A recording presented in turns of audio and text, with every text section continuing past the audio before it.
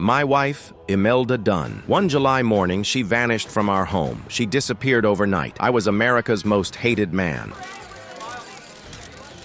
My sister told me I was on TV. They were all pointing at me. I tried to salvage what little dignity I had left. Tannerbolt, would you actually consider defending Nick Dunn?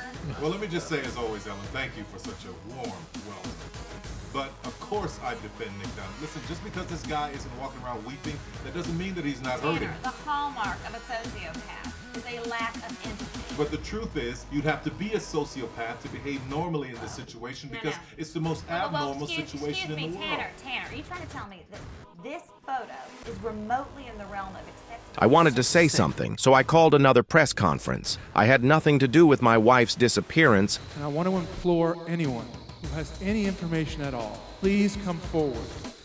Help us. But I never imagined one of my wife's closest friends would show up. What did you do to your pregnant wife? Fine. You tell him that, Nick. You tell him Amy was 6 weeks pregnant. I realized the situation was against me, so I quickly ended my speech. The sudden turn of events was too much for me to bear. I could only slink away. The female detective began intense questioning, but I knew nothing about it. My wife even had a friend like that.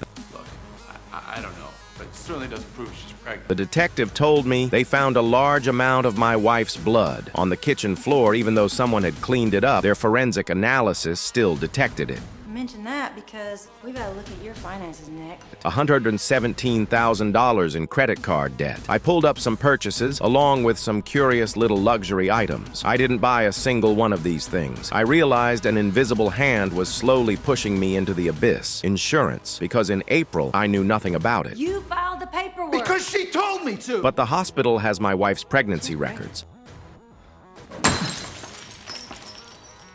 I became the prime suspect. I was trapped in the abyss. I told my sister my wife and I hadn't shared a bed in 2 years, so the child in her womb couldn't be mine. This is a letter from the clinic notifying me they're going to destroy my sample unless I contact them. So, I gave it to Amy. Next day, I saw it in the trash.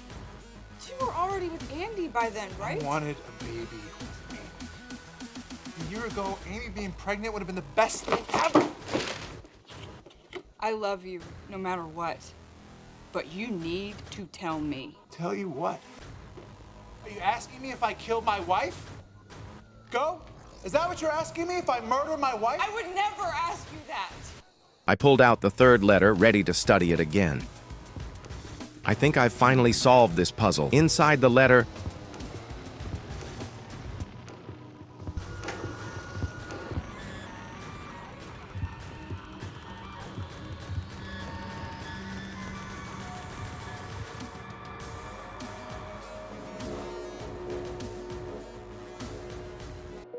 No, but we can stand. Wait, there's not supposed to be a river here.